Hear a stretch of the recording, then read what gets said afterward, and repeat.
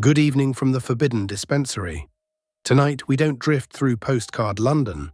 We don't linger on the soft romance of lamplight on wet stone, or the gentle idea of fog as a charming little costume the city puts on for winter. Tonight, we go to the other London, the one that doesn't sell well on souvenirs, the one that gets under your nails and inside your lungs, the one that, for a handful of days in December, became a trap so complete it didn't even need walls. Set your phone face down, keep the volume low, come closer. Because if I drop you there, right into the street, right into the breath of it, your first inhale is going to feel like a mistake you can't take back. And yes, before we go further, I'm going to say the line everyone says, because I'm not above the rituals that keep the lights on. If you truly enjoy this kind of story, you know what to do. And if you're watching somewhere far from here, tell me where and what time it is. I like knowing how many time zones are leaning in with us. Now, to understand the paralysis of that December, you have to understand the London it crippled. This wasn't ancient Dickensian London in sepia. This was modern London, post-war London, London still counting its missing teeth in the skyline. It was 7 years after Berlin fell, 7 years since the maps changed and the promises got expensive. London was the capital of an empire that still acted eternal while quietly fraying at the edges. A giant organism pretending it wasn't tired. And it was crowded. Not just busy crowded, soul crowded. About 8.5 million people, stacked into streets that still wore the scars of the Blitz like old bruises that never quite fade. Roofs patched, lots cleared where homes used to be. Brick terraces stained a stubborn shade of soot dark, as if the city had been handled too roughly for too long. Above it all, St. Paul's rose like a calm thought in a dirty mind. That dome didn't fix anything, but it reminded you the city could still lift its head. There was optimism, sure. The kind you find in people who have survived something and are too stubborn to admit it, changed them. But there was something else in the air, always. The true currency of that London, coal. Coal was warmth, coal was power. Coal was the steam in the engines rolling out of Paddington. Coal was the turbines turning in the riverside cathedrals of industry. Coal was what let the city say, we're still here, even if everything else felt thin.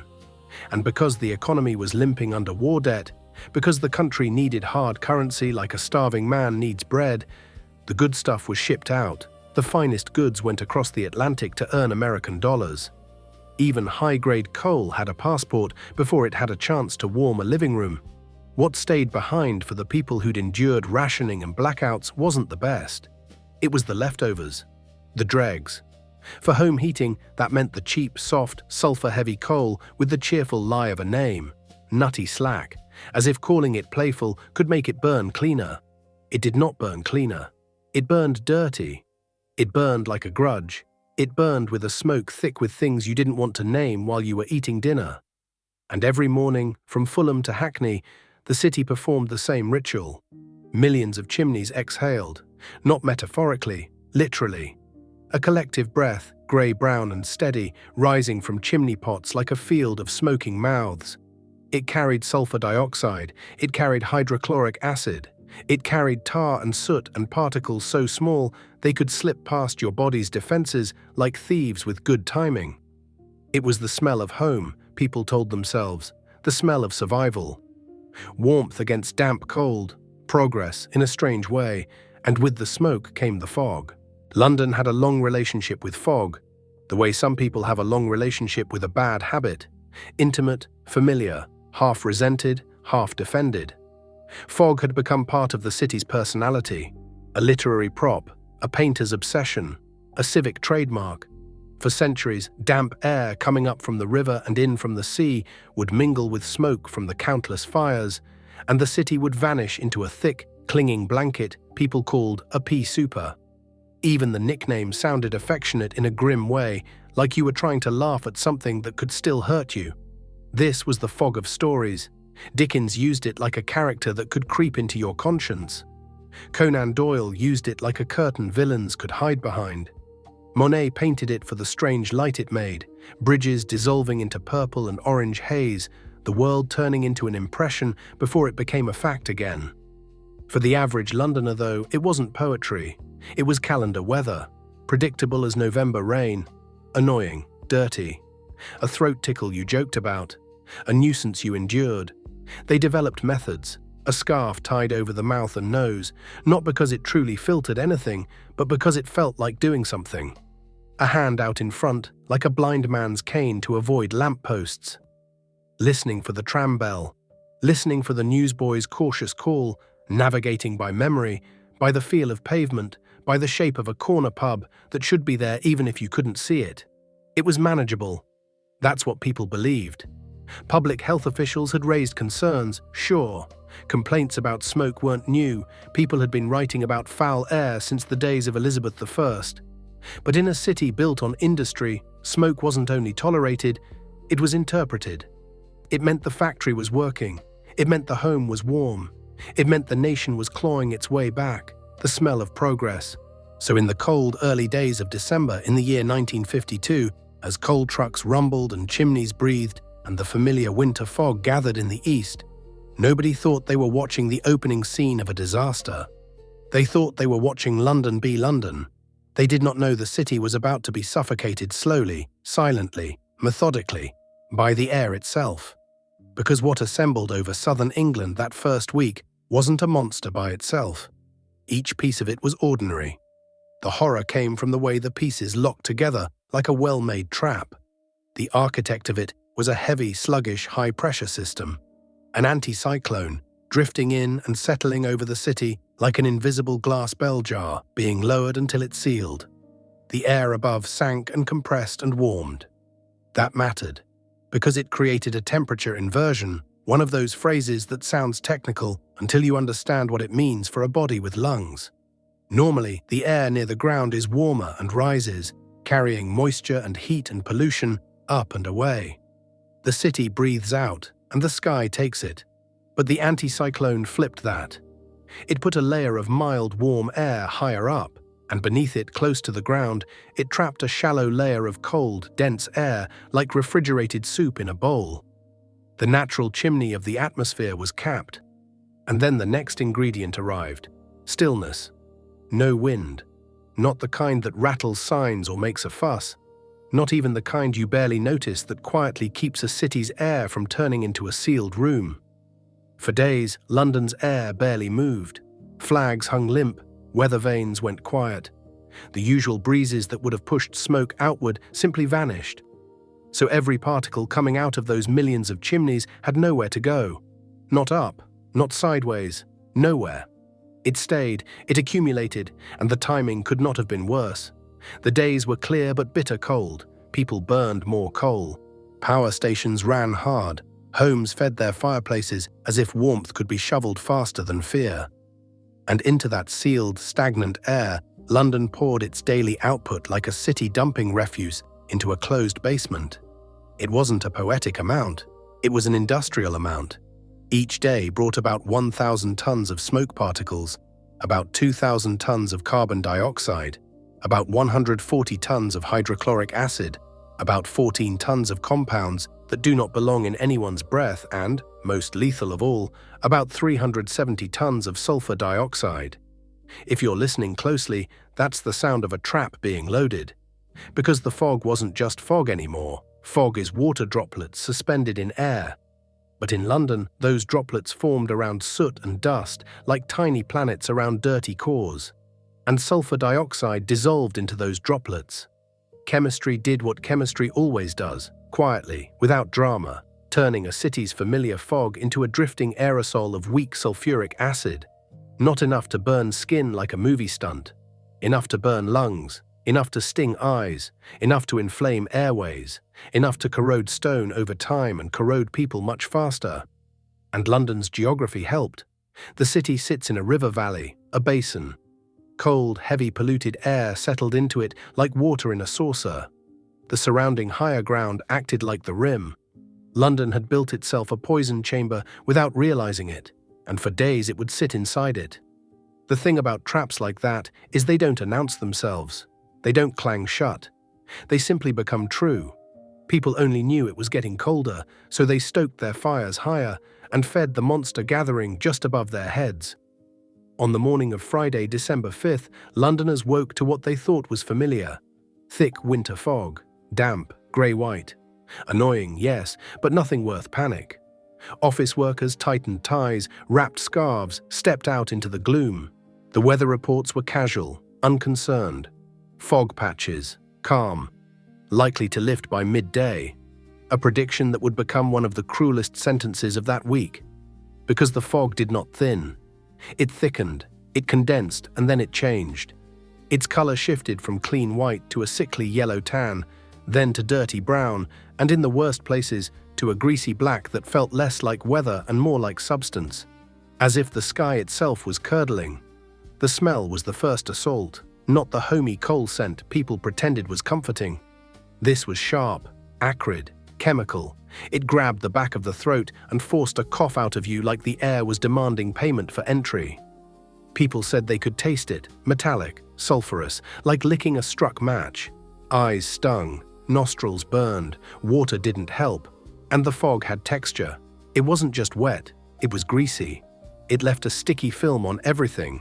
Windowsills, railings, doorsteps. People walked a short distance and found cuffs blackened, collars smudged, hair tacky, skin oily.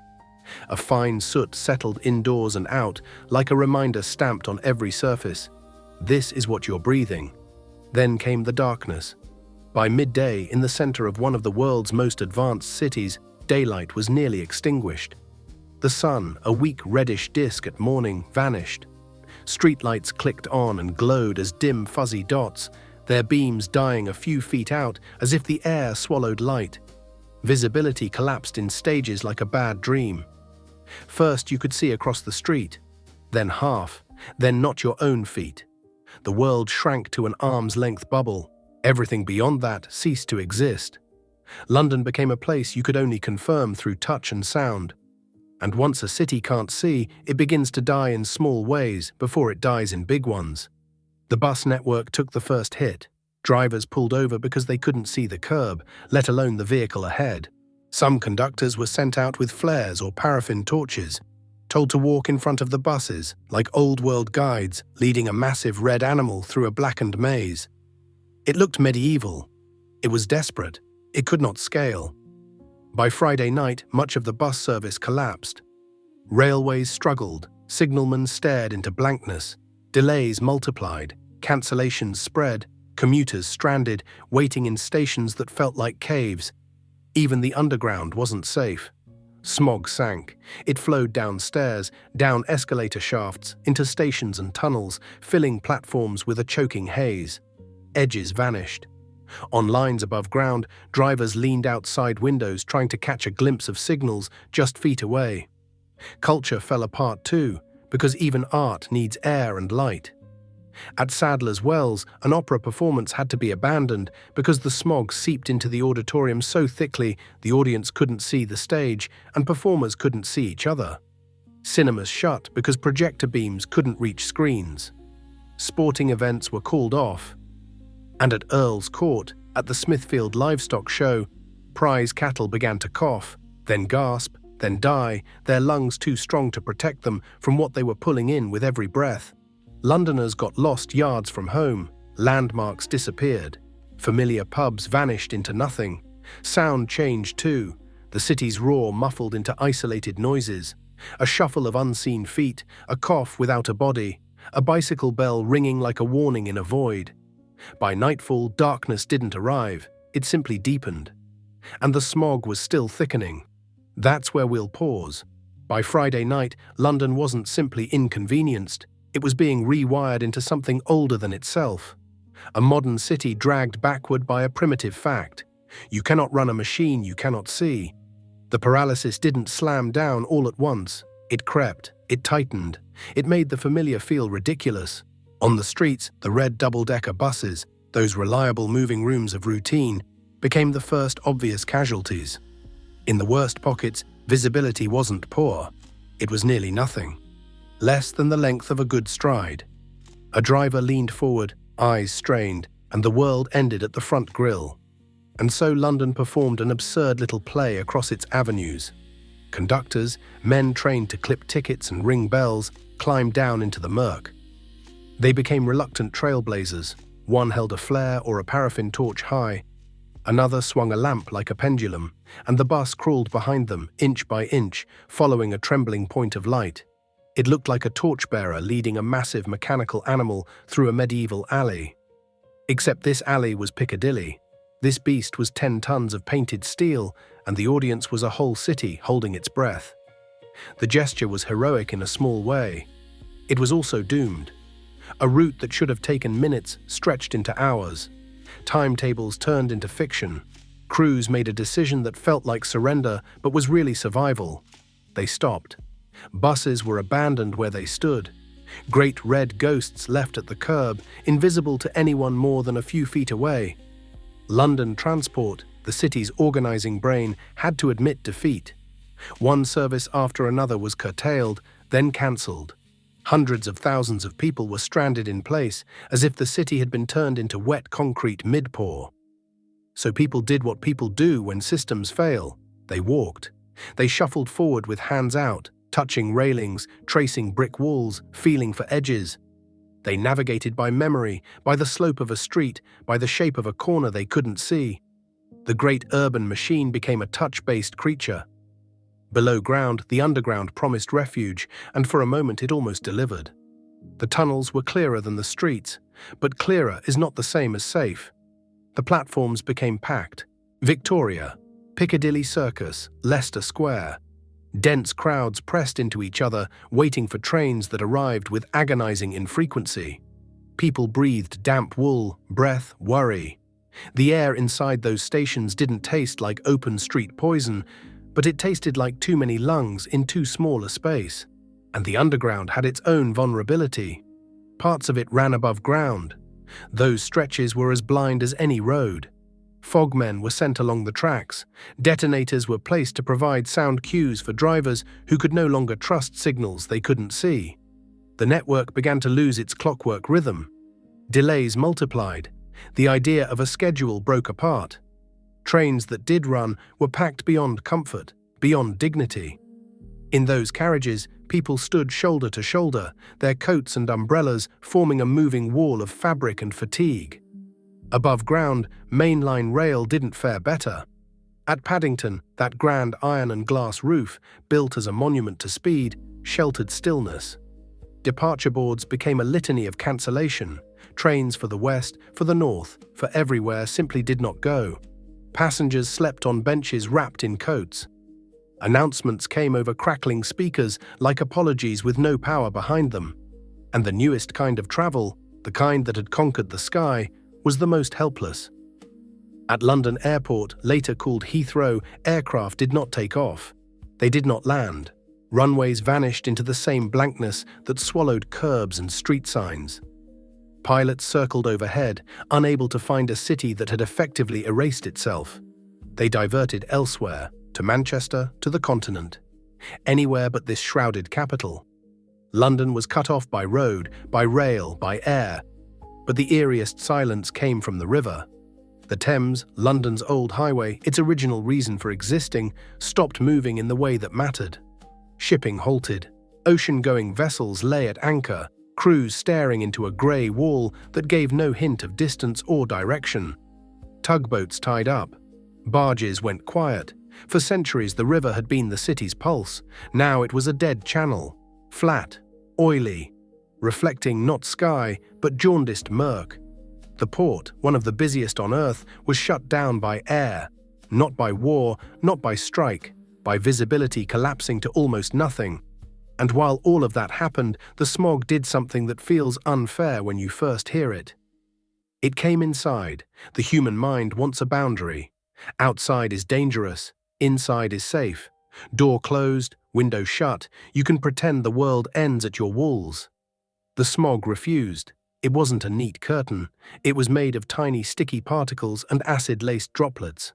It found cracks in window frames. It slid under doors.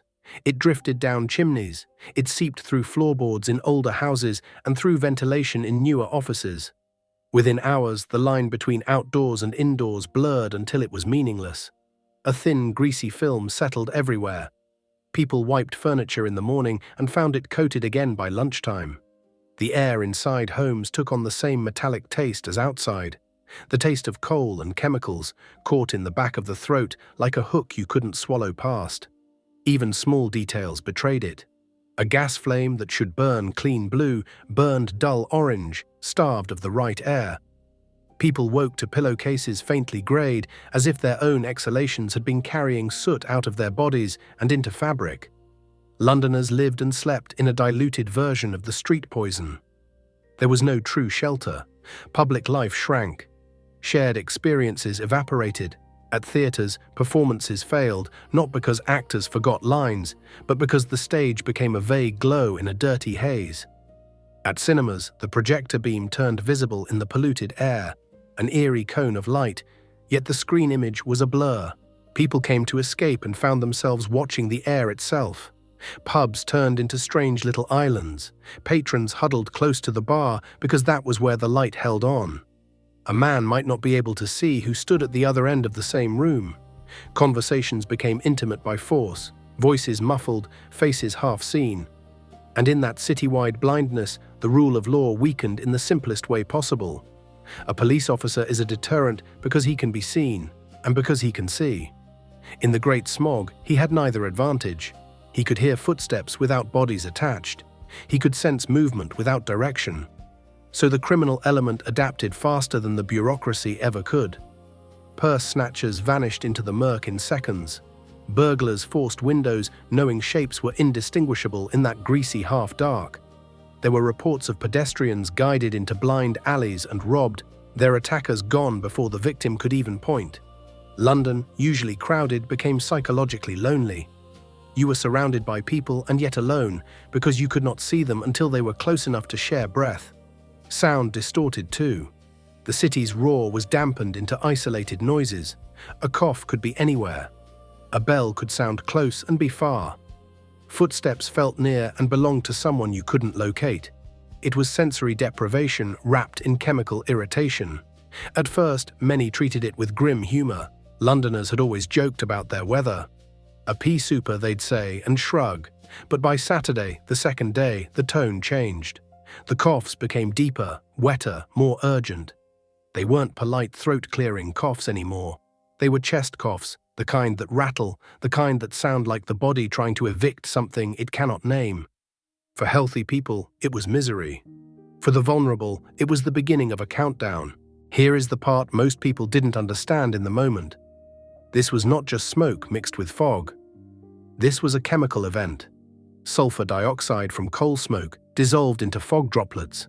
Other pollutants helped push it along, and inside those droplets it turned into a corrosive mist. Not theatrical acid, real acid, diluted, airborne, patient.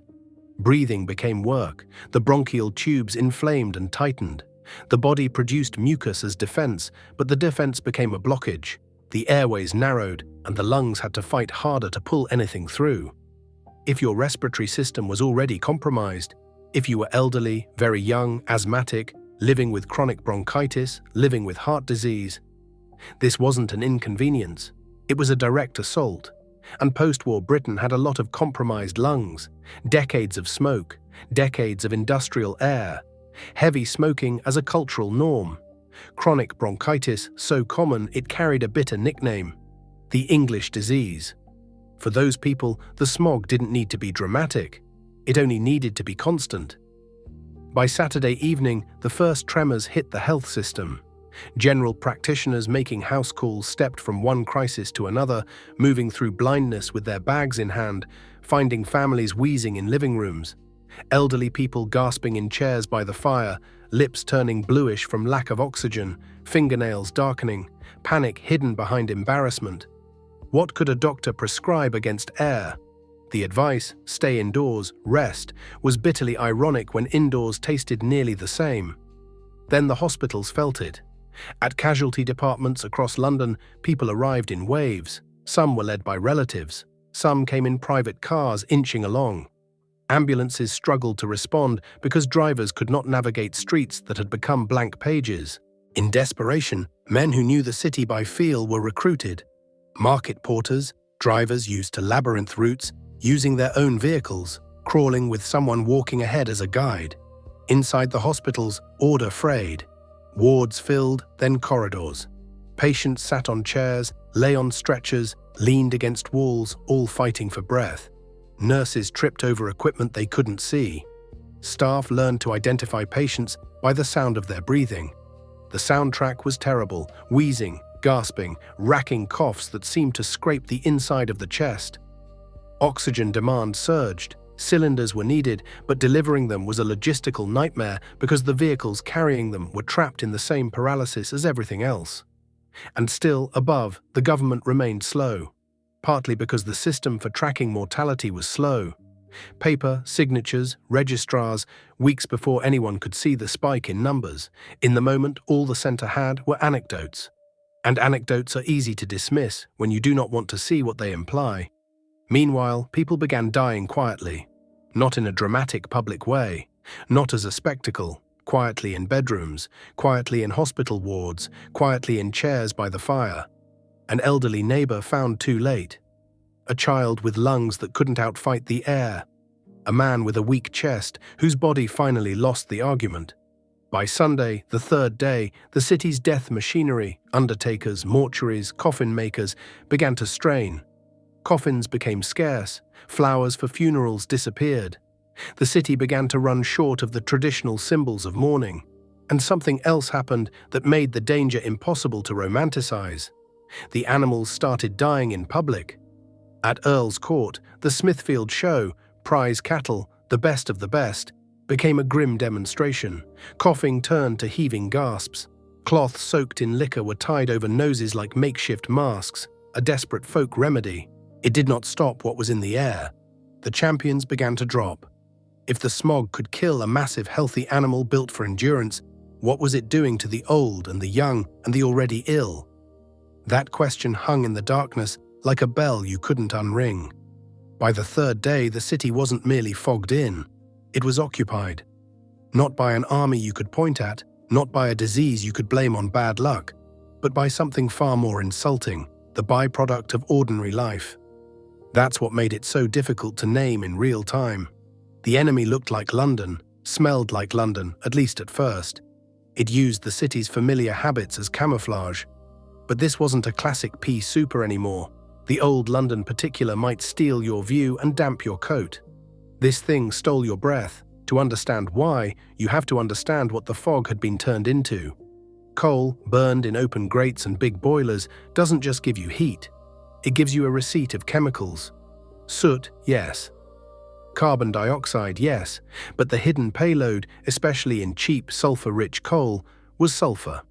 When that coal burned, sulfur bonded with oxygen and became sulfur dioxide, a gas with a sharp choking edge, the same kind of sting you catch in your throat near a freshly struck match. Under ordinary circumstances, sulfur dioxide rises with warm air and disperses. It becomes a thin insult spread over a wide sky. But London in that week had no ordinary circumstances. The anticyclone had put a lid on the city. The air could not rise through the warm layer above. It could not drift sideways because wind had gone on holiday. So the gas stayed close. It accumulated. Hour after hour, shovel after shovel, chimney after chimney. London loaded its own atmosphere like a room filling with smoke while the door stayed locked. And then the fog did what fog does best. It provided a surface. Fog is countless tiny droplets of water suspended in air. In industrial London, those droplets formed around microscopic particles of soot and dust, which meant the water wasn't pure. It was already dirty, already reactive. Sulfur dioxide dissolved into those droplets. Inside each droplet, chemistry began to work like a slow blade. With oxygen present, and with other pollutants acting as catalysts, sulfur dioxide oxidized further. The end result was sulfuric acid, diluted but still corrosive. Not a metaphor, not a figure of speech. Actual acid distributed as a fine airborne aerosol. So when Londoners inhaled, they weren't simply breathing smoke. They were breathing a mist that attacked tissue. The first effect was irritation, stinging eyes, burning nostrils, throat soreness, then inflammation, then constriction in the airways, as if the body tried to protect itself by narrowing the entrance.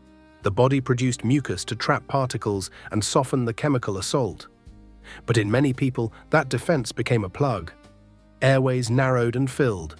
Breathing turned into a conscious act, shallow and desperate. For healthy lungs, it was a miserable endurance test. For compromised lungs, it was a sentence. The very old, whose reserves were already thin. The very young, whose lungs were still learning how to be lungs. And the vast post-war cohort living with chronic bronchitis, asthma, and heart disease, people shaped by decades of smoke and cigarettes and hard winters, found their bodies pushed past the tipping point. They didn't die theatrically. They drowned on dry land, in their own homes, with the fire lit for warmth and the air turning against them. As this spread, London's emergency response broke down in a way that was both practical and heartbreaking.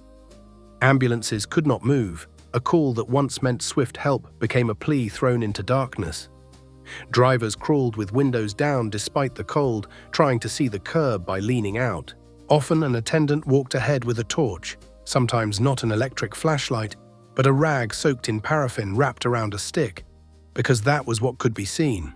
They navigated by tram rails, using the grooves as a tactile map, by counting side streets, by memory, by the echo of their own engine off walls they could not see. Journeys that should have taken minutes took hours, and in the back of those vehicles, lives slipped away in slow increments, each breath a little weaker, each cough a little less productive, each heartbeat a little more tired. Sometimes the ambulance arrived to a doorway and was met with a shaking head. Too late. The call cancelled not because it wasn't needed, but because it no longer mattered. Ambulances themselves became casualties, bumping abandoned cars, mounting curbs, getting stuck, their warning lights flashing into a fog that swallowed even urgency. And while the living struggled to be collected, the dead began to accumulate. Here is a thing cities are designed to handle: death in a predictable rhythm. A steady number, a system of paperwork, transport, storage, burial. A quiet industry built to keep grief from becoming chaos. The smog broke that rhythm. In ordinary times, the daily number of deaths in London hovered around 300. During this event, it surged, doubling, then tripling, until the system began to buckle. The first professionals to feel it were undertakers.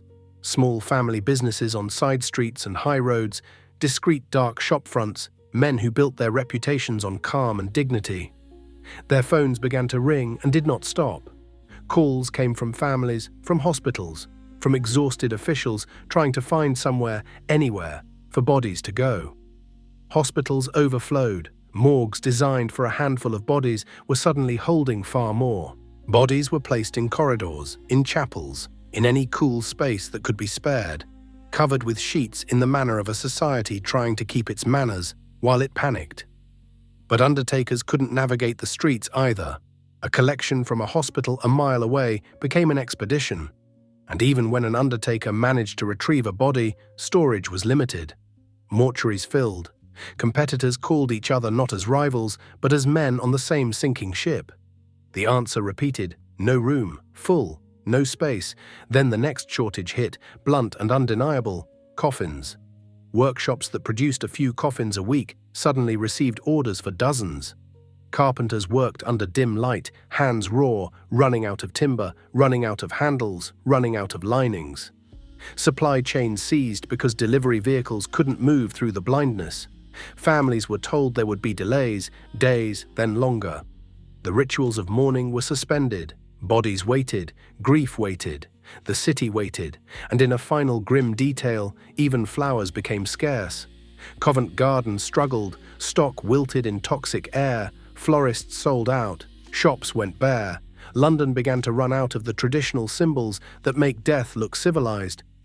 This was the tally, kept not in a single official number yet, but in cascading failures. An ambulance that couldn't arrive in time, a hospital corridor turned into overflow storage, an undertaker with no room and no coffins, a florist with empty shelves and nothing gentle to offer a grieving son. Meanwhile, in the middle of all this, the government moved with a kind of calm that reads as surreal from the other side.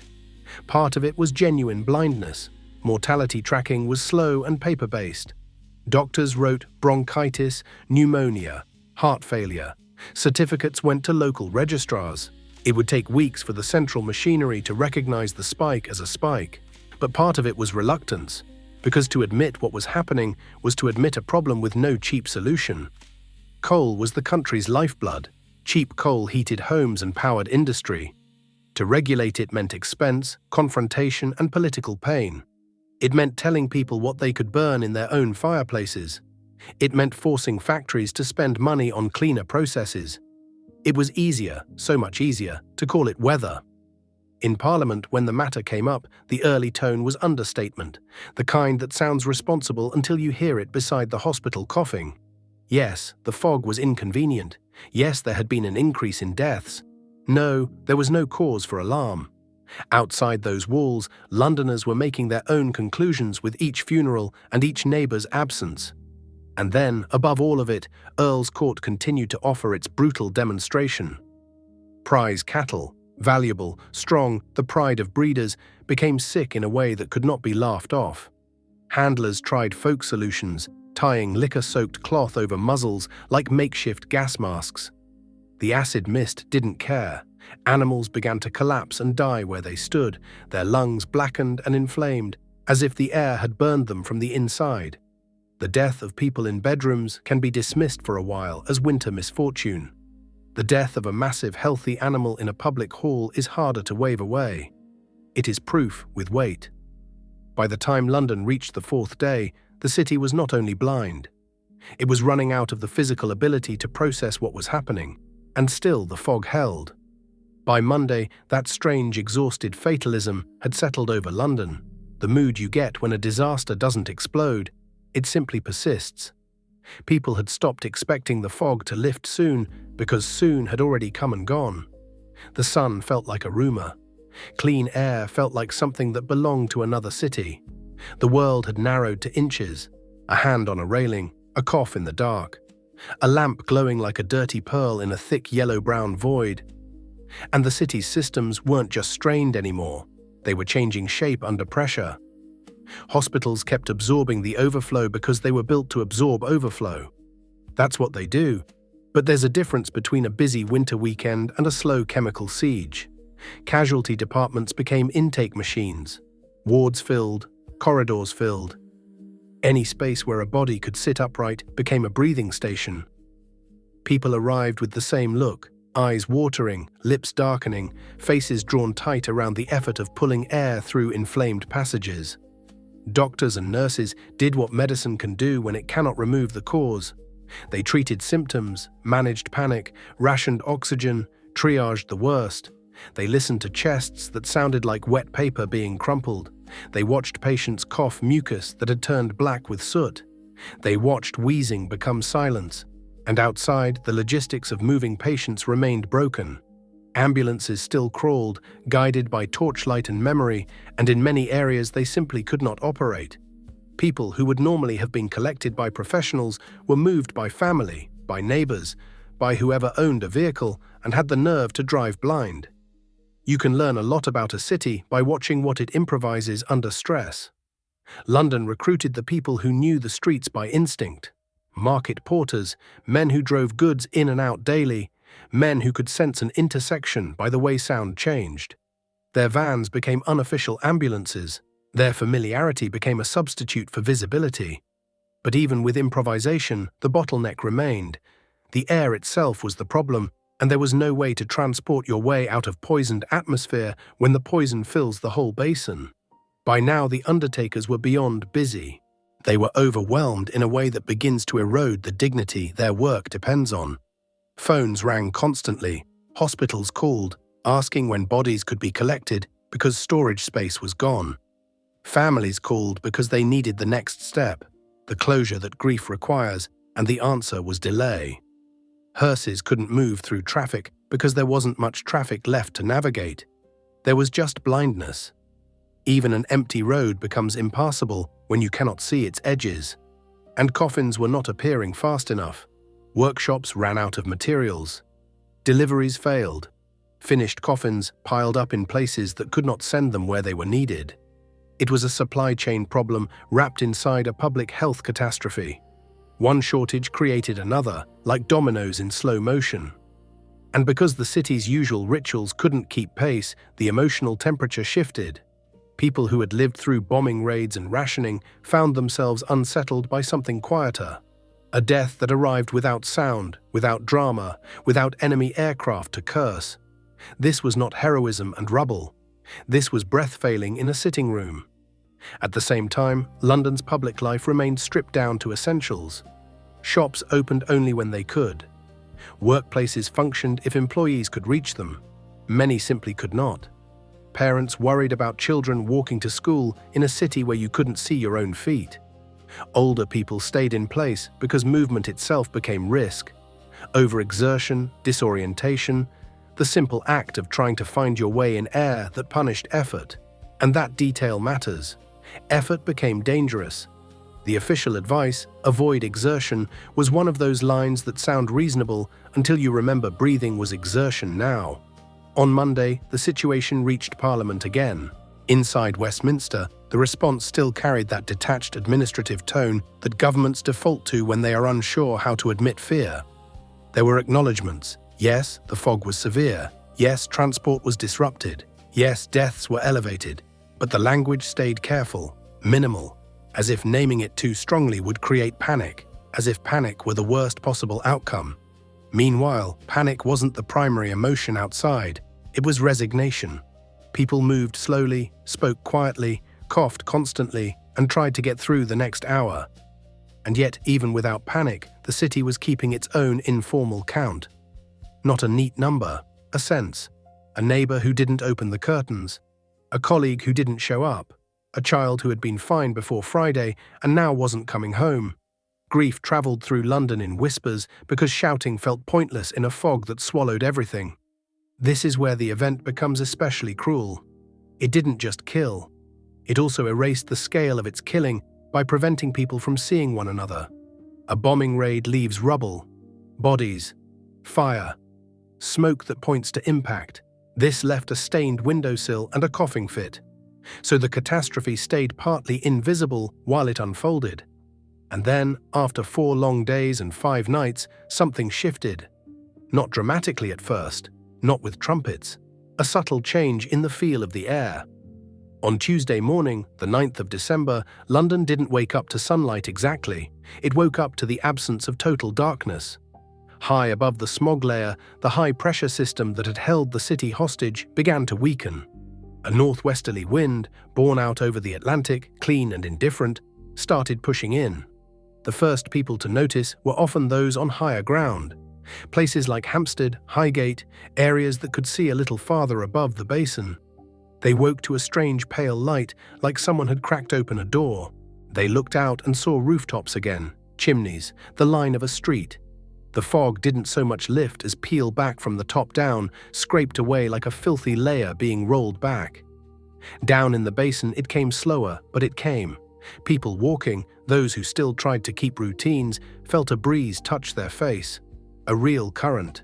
A moving air that tasted of nothing. After days of inhaling metallic grit and sour chemical sting, nothing tasted like salvation. And then the city began to reappear in pieces.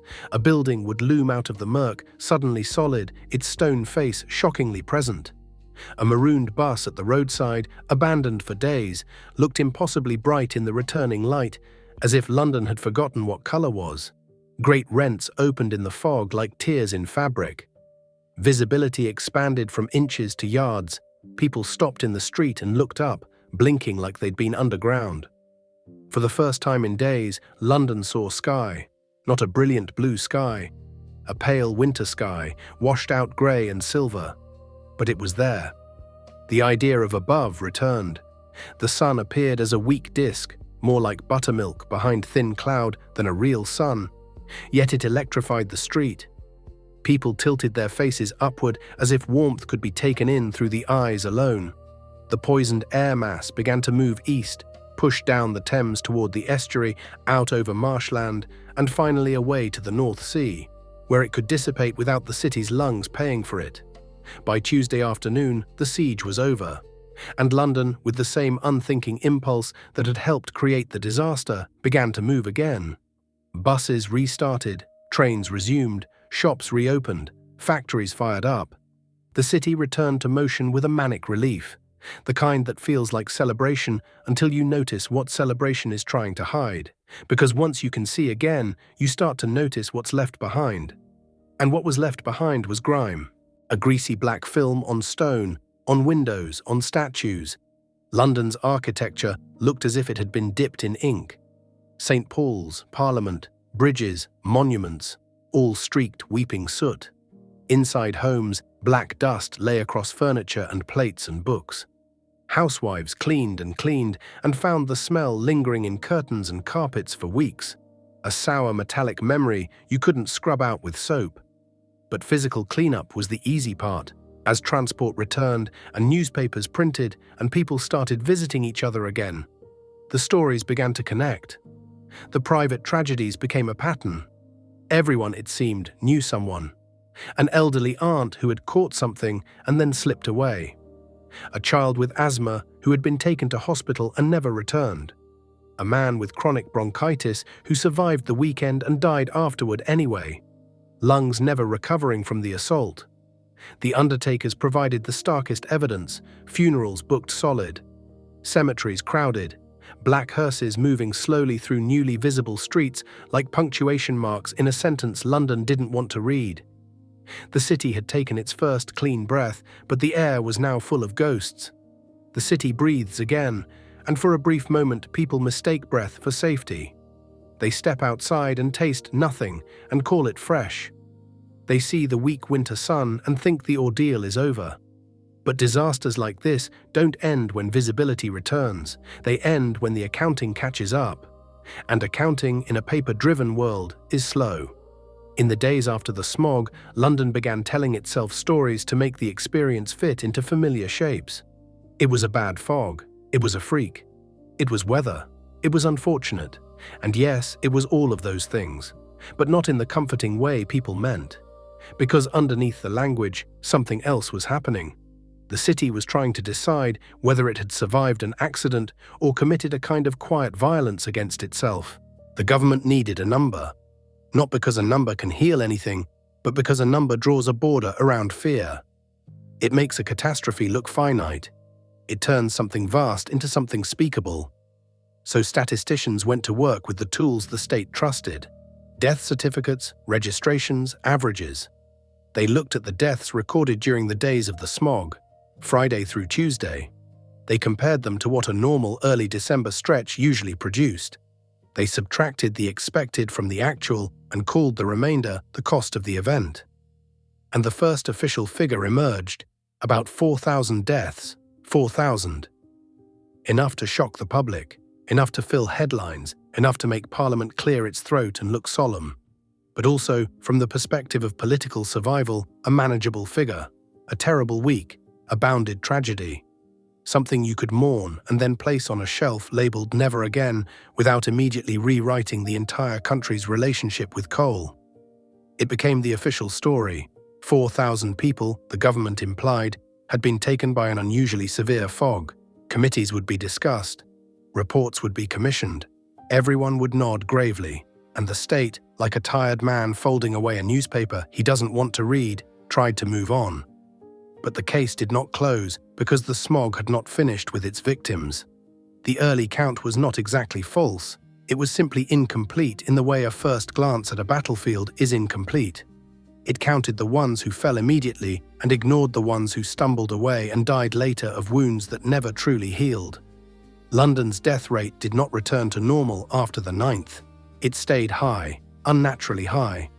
In the weeks that followed, doctors across the city saw the aftershock. Respiratory infections that turned severe, bronchitis that refused to loosen its grip, pneumonia that found weakened lungs like an unlocked door. Older people who had made it through the fog succumbed in January. Middle-aged men with compromised hearts suffered fatal attacks in February. Bodies pushed over the edge by the strain the smog had put on blood and lungs. Children developed coughs that did not fade cleanly. Not all of them died, most did not, but many carried damage forward like an invisible scar. And here is the bureaucratic trap. Those later deaths did not say smog on paper. They said what doctors could legitimately write: bronchitis, pneumonia, congestive heart failure. Myocardial infarction, words that sounded ordinary enough to bury blame beneath the normal winter cycle of illness. So the official 4,000 began to look less like a total and more like an opening bid. Years later, after the emotion cooled, after politics shifted, after people had stopped watching for fog the way they watch for an oncoming train, epidemiologists did what the state had not done in real time. They studied the full winter. They mapped weekly death totals across the season and compared them to typical winters. They looked not only at the spike during the smog, but at the elevated plateau that followed it. And the graph did not look like a sharp needle. It looked like a mountain. The peak was December, yes, but the high slopes stretched into the months beyond. When the excess deaths were calculated across that longer period, the true period of injury and collapse, the number that emerged was not 4,000. It was closer to 12,000. 12,000. A revision that changes the story from a severe fog to one of the deadliest environmental disasters in modern urban history. A peacetime catastrophe that killed on a scale people preferred to associate with war. And even that number did not hold the entire cost, because for every death, there were the survivors who didn't return to their old baseline, the people whose lungs were turned more fragile, the people whose hearts carried extra strain, the children who grew up with less respiratory capacity than they should have had. The smog did not only kill, it injured widely, quietly, and in ways that rarely made headlines. Now, if you're wondering why the government was slow to name it as man-made in those first crucial days, the answer is not a single villain twirling a mustache in a smoky office. It was something more mundane and more dangerous: incentives. Coal was not just fuel. Coal was employment. Coal was electricity. Coal was domestic heat. Coal was the economic spine of post-war life. And Britain's financial situation meant the best coal, cleaner, harder anthracite, was often shipped out for export earnings. What remained for domestic use was the cheap sulfurous grade, the kind that turned a hearth into a pollutant factory. To acknowledge publicly that this was a man-made disaster caused by coal smoke was to acknowledge that the nation's essential habits were lethal under certain conditions. That would demand regulation. That would demand investment. That would demand telling industries to install expensive controls and telling householders what they could burn in their own fireplaces. It would also demand admitting that the city's smell of progress had come with an invoice written in lungs and coffins. So denial was not only emotional, it was structural. Still, denial cannot survive arithmetic forever. As the weeks went on, the press began treating the story differently. Early reporting had focused on novelty, traffic chaos, cancelled events, a city turned into a blind maze. But after the fog lifted, reporters began following the true story into hospitals and funeral parlors. They wrote about oxygen shortages. They wrote about exhausted nurses. They wrote about undertakers running out of coffins. They wrote about funeral bookings stretching forward week after week. Dry statistical bulletins that normally bored the public became front-page material, because those bulletins gave shape to what everyone already sensed. This was not normal winter illness. This was a mass event. Members of Parliament began receiving letters. Not polite ones, angry ones, grieving ones. The kind that asked directly why people were allowed to choke in their own city. The political temperature rose, and when the temperature rises in Westminster, the classic British response appears: as dependable as a kettle, form a committee. That committee, its formation, its evidence, and the quiet revolution it triggered, takes us into the next part. Because once you accept that 12,000 people died from air you chose to tolerate, the question becomes unavoidable: what do you change, and who pays?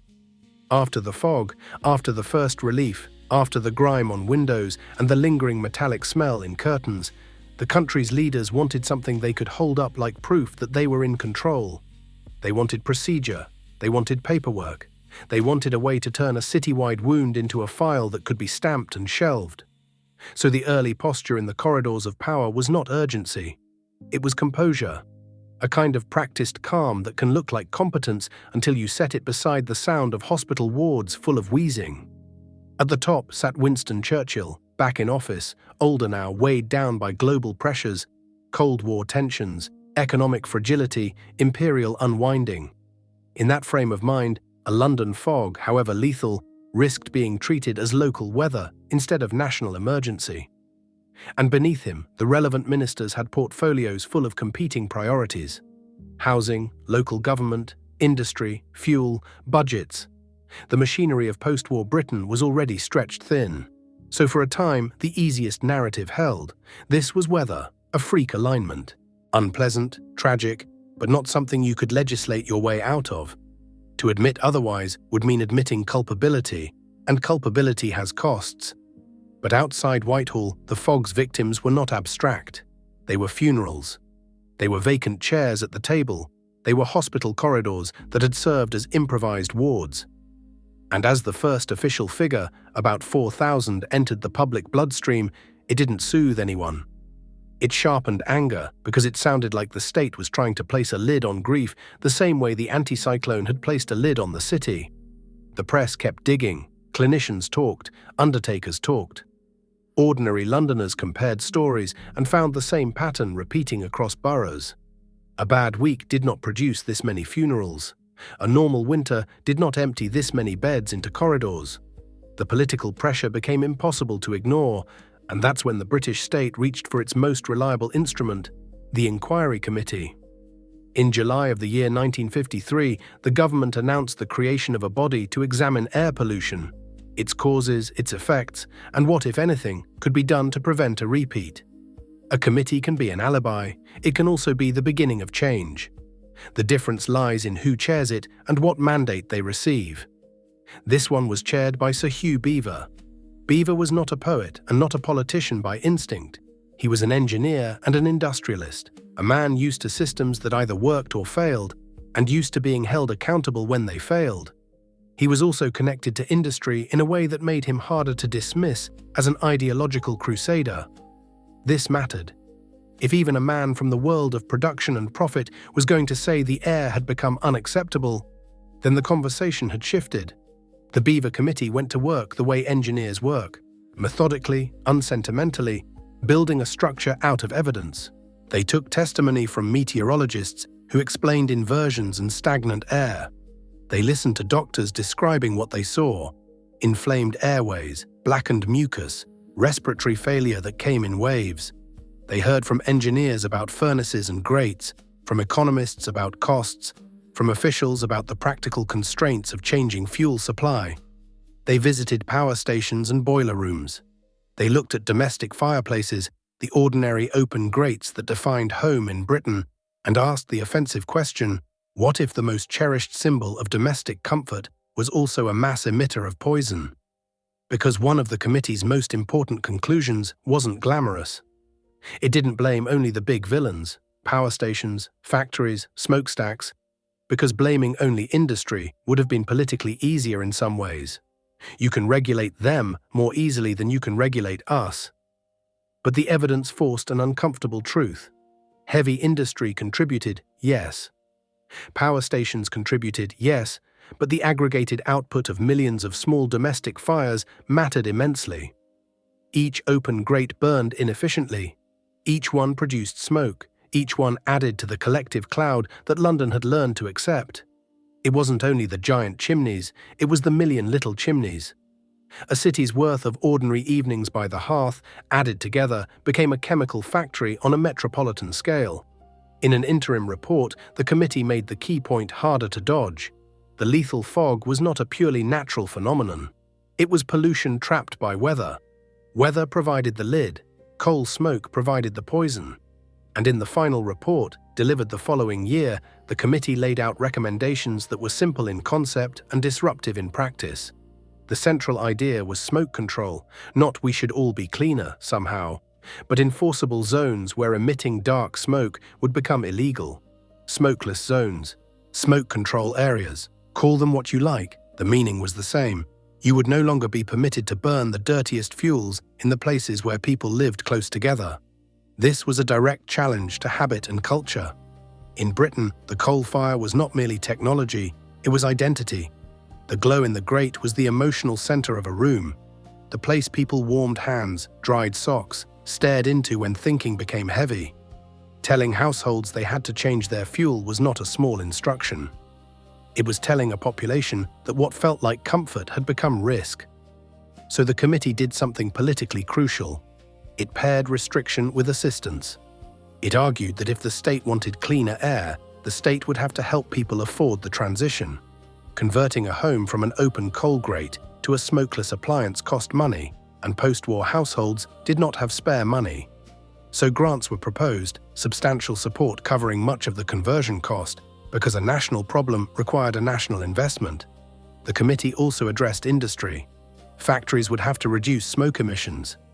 New furnaces would be required to operate without visible smoke.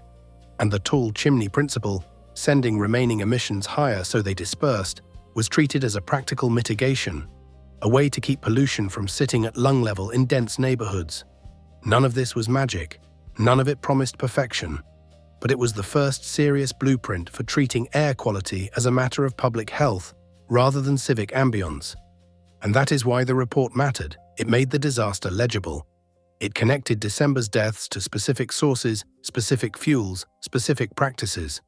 It turned grief into causality. Once causality is established, the argument changes. If this was caused, it can be prevented. If it can be prevented, then future deaths become a choice. And that is the moment governments fear, because a choice creates responsibility. The legislative process that followed was not swift, because nothing that touches every household is swift. There were objections from industry about cost. There were objections from citizens about intrusion. There were questions about supply, whether smokeless fuels could be produced in the necessary quantities. There were arguments about whether regulation would harm economic recovery.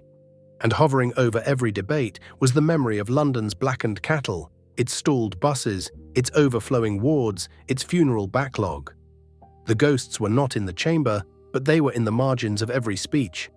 The Beaver Committee's report landed like a calm accusation. It didn't scream. It didn't sensationalize. That was the point. It spoke in the steady language of evidence, the kind of language you can't argue with for long without admitting you simply don't care. Its central recommendation, smoke control, was both obvious and incendiary. Because to regulate smoke is to regulate the hearth. And in Britain, the coal fire was not just a heating method.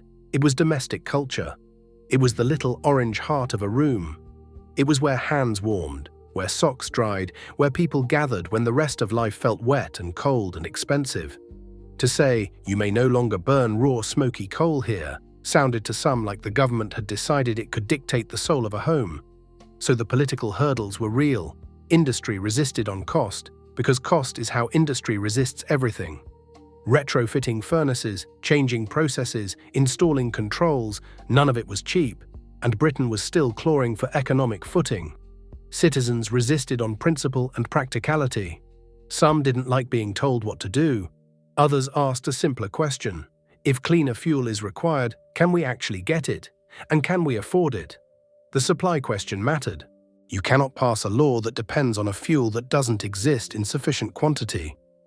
So coal authorities, gas interests, and power planners were dragged into the same room and forced to talk like adults about whether smokeless fuels, coke, anthracite, manufactured solid fuels, could be produced and distributed at scale. Then there was the conversion problem. A law banning smoky coal in a district is meaningless if people's houses are built around open grates that can't efficiently burn smokeless fuel or that people can't afford to replace. And here the committee had been politically shrewd. It insisted that grants had to accompany the mandate. If the state wanted a cleaner atmosphere, the state had to help pay for the transition. Not charity. Infrastructure. Because air is shared, you can't purchase private atmosphere the way you purchase better shoes. A child in a damp flat breathes what the entire street emits. So the bill that formed took those ideas and tried to turn them into enforceable practice. It moved through debate, amendment, objection, and the slow grinding compromises that always accompany any plan that touches both industry and private life. But the memory of December 1952 served as a constant pressure behind the scenes. Every time someone argued that regulation was inconvenient, there was an unspoken answer. Inconvenience did not bury 12,000. Every time someone argued about costs, there was another unspoken answer. The city had already paid, in bodies. By the middle of the decade, the moment arrived where the government could no longer delay without looking openly negligent. And so, in early July of the year 1956, the Clean Air Act received royal assent and became law. A landmark, not because it promised a paradise, but because it established a principle that had been treated as optional for generations. The atmosphere is not an open sewer. The Act's power was in its structure. It did not attempt to remake the entire nation overnight. It gave local authorities the ability, subject to central approval, to designate smoke control areas. This meant implementation could be phased, prioritized, and targeted. London, of course, was first. Borough by borough, the city began to draw new boundaries, not of class or politics, but of air. In these designated areas, emitting dark smoke from chimneys became illegal. Householders had to shift away from raw, smoky coal. They were pushed toward smokeless fuels or toward gas and electric heating, the modern conveniences that were about to become not luxuries, but standards. Grants were offered to offset conversion costs, and the state began what amounted to a nationwide retooling of domestic heat. It was slow, painfully slow. A process measured in installers, appliance orders, supply chains, and the willingness of ordinary people to replace what their parents had used and their grandparents had trusted. This is where you see the real friction of change, not in parliament speeches, but in kitchens and living rooms. A family weighing the cost of conversion against rent and food. An older person resenting the loss of the familiar glow of coal. A landlord avoiding upgrades. A local authority trying to enforce a rule without turning neighbors into enemies. The Act also went after industry. New furnaces in factories were required to be smokeless by law. Existing industrial plants had to reduce dark smoke emissions. And the tall chimney approach, pushing remaining emissions higher to disperse, was enshrined as a practical mitigation. Power stations along the Thames and beyond began building towering stacks designed to punch their exhaust into higher air where it could dilute, rather than letting it stagnate at street level. It wasn't an elegant solution, it was a compromise, acknowledging that some emissions would persist while trying to keep them away from lungs. And slowly the visible face of London began to change. Not immediately, because the city had inertia. The winter fogs did not vanish overnight, and there were still days when the air turned thick and colored.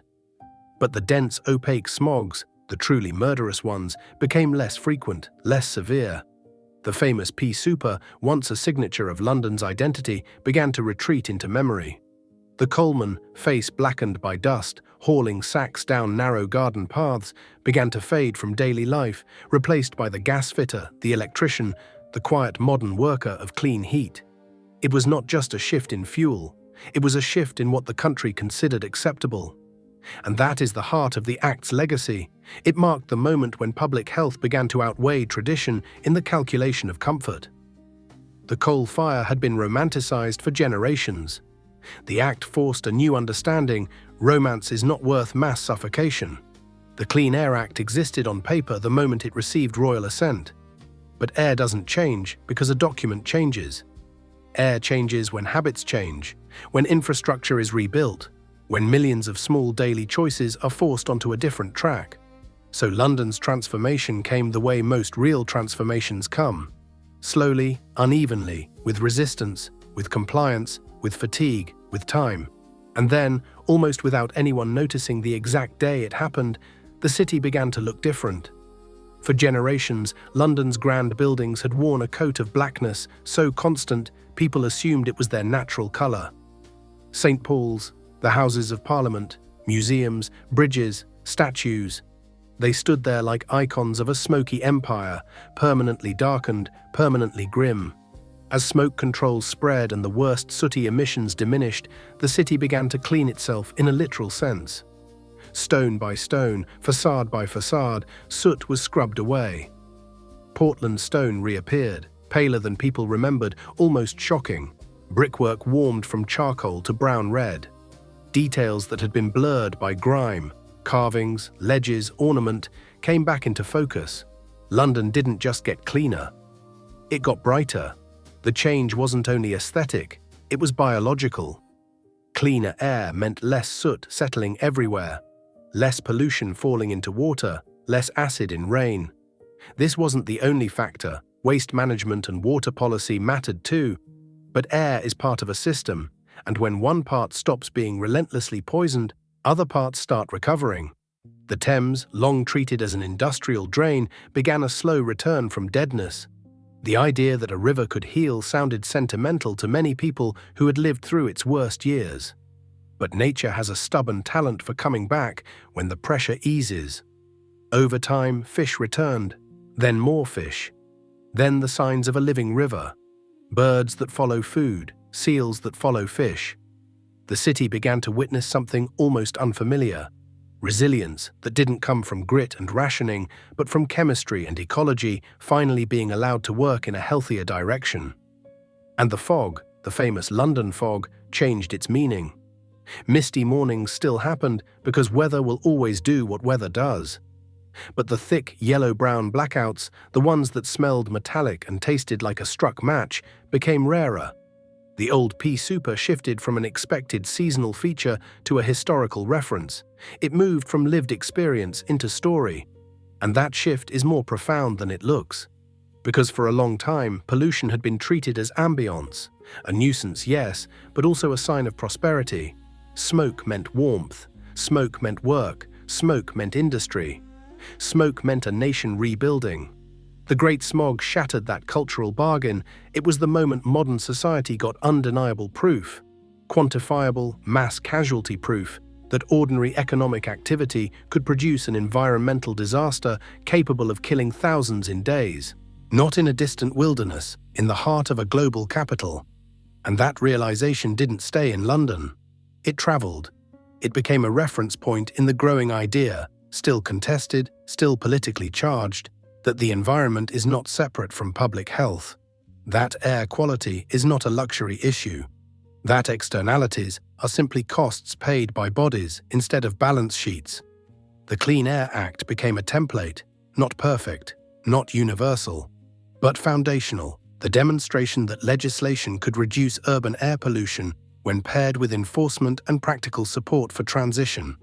That lesson echoed outward into later environmental policy, into other countries' air standards, into the broader 20th century turn toward regulation of industrial harm. And the echo continues now, even if the chemistry has changed. The lethal London mix of coal smoke, sulfur dioxide, and inversion conditions has modern cousins in other cities. The sources shift: vehicle exhaust, industrial output, agricultural burning, power plants far from city centres. But the pattern reads familiar. A population becomes accustomed to dirty air. The state tolerates it because the economy runs on it. Then weather conditions or seasonal patterns trap pollutants. Visibility collapses, hospitals fill, public anger rises. Authorities respond first with reassurance, then with emergency measures, then, if pressure holds, with long-term regulation that would have seemed impossible before the crisis forced the admission that it was necessary. That is the true legacy of 1952. It's a warning that keeps repeating, because human systems love convenience until inconvenience arrives with teeth. And there's another uncomfortable truth that London's story leaves behind. The Great Smog was not an act of God. The anti-cyclone was natural, yes. The inversion was weather. The windless days were meteorology, but the poison trapped under that lid was man-made. It was chosen collectively through policy and habit and the quiet decisions of what fuel to export and what fuel to leave for domestic fires. London, in effect, built its own gas chamber out of routine and necessity, then sat inside it until the wind arrived to open the door. When the air cleared, the city tried to return to normal. Cities always do. They restart buses, they reopen shops, they wash the windows and carry on. But something had shifted permanently. People now knew, really knew, that air could kill. Not in theory, not as a distant scientific warning. As lived experience, that knowledge is heavy. It doesn't leave easily. It becomes part of a city's nervous system. It shapes what the public will tolerate, what officials can dismiss, what laws can be justified. And so London's clean air was not a gift. It was an achievement purchased at a terrible price. A price measured not only in the official 4,000 that first appeared in government statements, but in the later understanding, closer to 12,000, That emerged when the slow deaths were counted too. And beyond the dead, the injured. The ones who lived but carried damage forward. The ones whose cough didn't fully go away.